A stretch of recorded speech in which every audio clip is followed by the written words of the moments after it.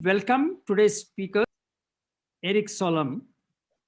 Erik probably knows more about India than what each one of us know. And he knows the intricacies of India and the Indian politicians, the businessmen, and the people like us. Uh, he has an advantage because, he was a politician. So, of course, he knew how to communicate with the people.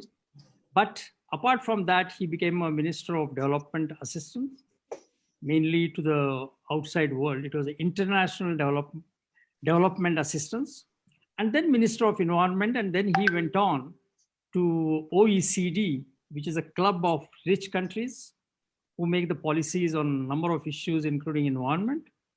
And then he came to United Nations Environment Program, where I met him when I was in UNEP. And he was, like Dia, he was charged with the issues. And I could see he was restless of preparing the big documents, large number of pages of bound recommendations, and he wanted to just act. And then in one of my articles I have written that is the only Under Secretary General of United Nations who can probably get his sleeves backside and start operating on the beaches, make the hands dirty. I think there is the only United Nations Under Secretary General who has seen an action. And there, I think we are going to listen to him as a sort of an action-packed advice or action-packed instances by which we will get inspired. Erik is now. Thank you so much, Rajendra. It's such a pleasure on World Environment Day to be with great friends and great environmentalists. Dia, of course, I have just spoken, and I've heard her enormous dedication and knowledge, how knowledgeable she is on the environment. And Dia and myself, we worked very closely together when we convinced Prime Minister Modi to set these huge targets for phasing out plastics in India. For sure, it's still a way to go, but the dedication is there in Indian society and set at the very highest level by the Prime Minister, and Dia played a key role in that. Afros, of course, is the #1 plastic activist in the world. There are many others, but no one has been able to bring thousands, tens of thousands, at the end, hundreds of thousands of people to the beaches anywhere in the world to clean plastic. And I'm now working with Afros to help him setting up a foundation with the idea of how we can take his fantastic work and ideas from Mumbai to the rest of the world, to the rest of India and to the rest of the world, because there is so much to be learned from Afros. And Rajendra, of course, you are one of the greatest thinkers on the environment I can really name. So I think altogether we are all powerful. We are a power team. Let me also say that there are millions of other people out there who also do a fantastic job for the environment. And if any of you or those are listening to this program, if you want to be seen, if you do something spectacular, please contact us and I will help you in bringing the message to the rest of the world. You can contact me on Twitter or on email or in any other way, and at least I will help and do my best to make sure that whatever is done is spotlighted. Then I will give 3 reasons why we need to fight the plastic pandemic and 3 ways of fighting it. I think there are 3 main reasons. Plastic, as Dia said, is a miracle material. If you look to the commercials from America where it was invented in the 1950s, it was seen as the miracle coming down from God because it was so useful with so many good uses. And it still can be used for so much good. I mean, the first solar flight who circumvented the globe was made from plastic. Why was that? Well, it was the only material light enough to go up in the air, but still solid enough to keep the pilot from the freezing to death up there in the air. And of course, any car we buy these days is much, much lighter than in the past because it's full of plastic, which makes it using less gasoline, which is good for the environment. And of course, the pandemic has shown us so many useful ways of using plastic, but where plastic does not belong is in nature. and in our bodies. There's nothing to do in nature and no role to play in our bodies. And then plastic is a huge danger for the environment. A few months back, a whale was dying in Thailand. It was vomiting plastic bags while dying. I mean, such a tragedy, so emotional to watch. There have been cows where surgeons have made a surgery on the cow. They have found kilos of plastic bags inside the cow.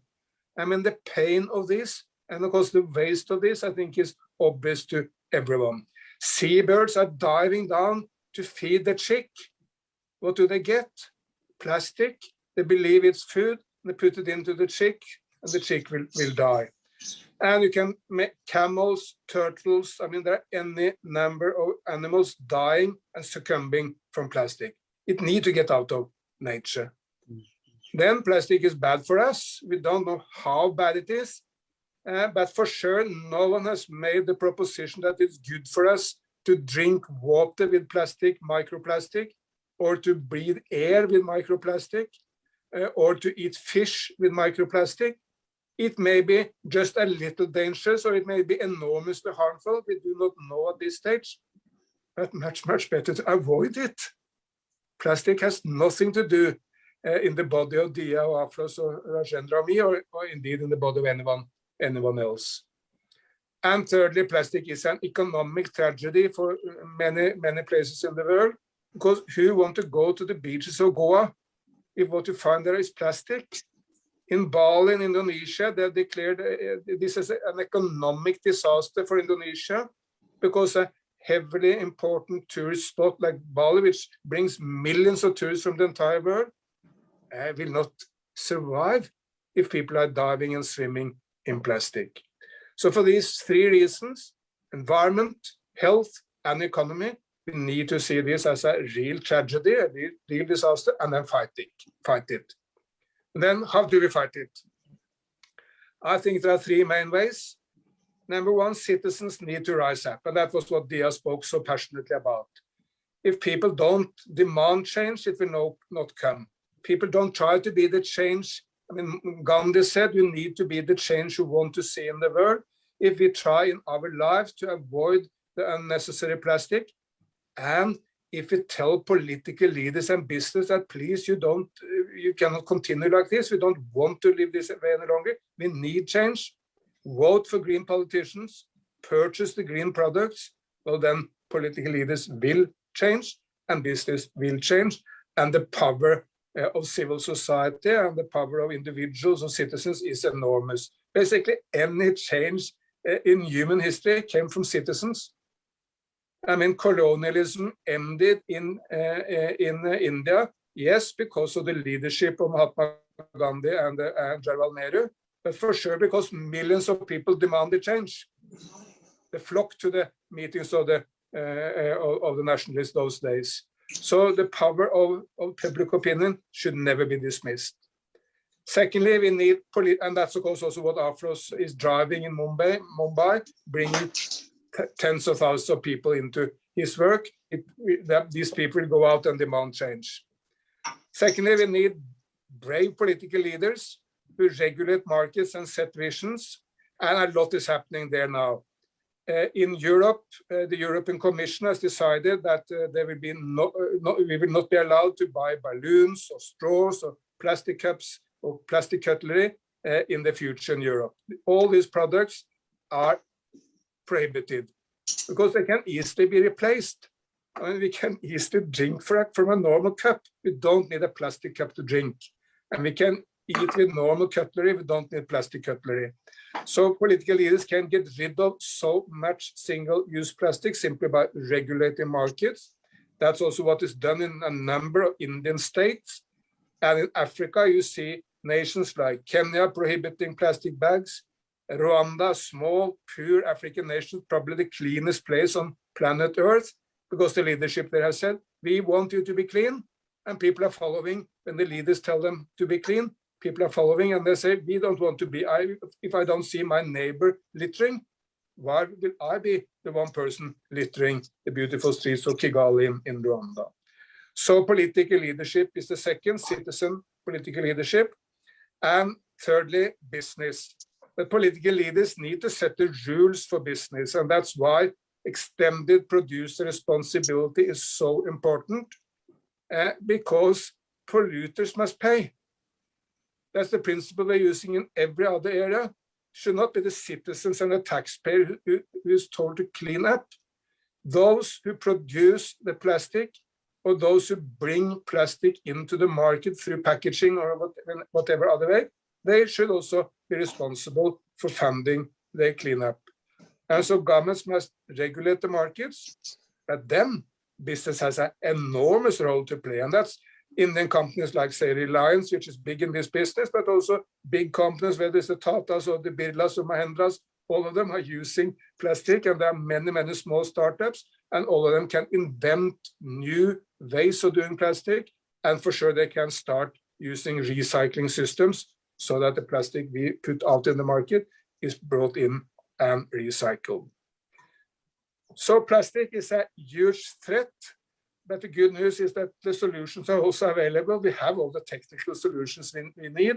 We just need this strong push from citizens and the strong leadership from political leaders like Prime Minister Modi, and we need the business to get us into all the new technologies which can provide for a better future. But I'm very, very, very confident that in 10, 20 years' time, we will look back on this time as the crazy time when we were all using plastics in an irresponsible way, basically in the same way as we today look back to some of the horrors of the past. We will be able to change. Let's do it together. Thank you, Erik.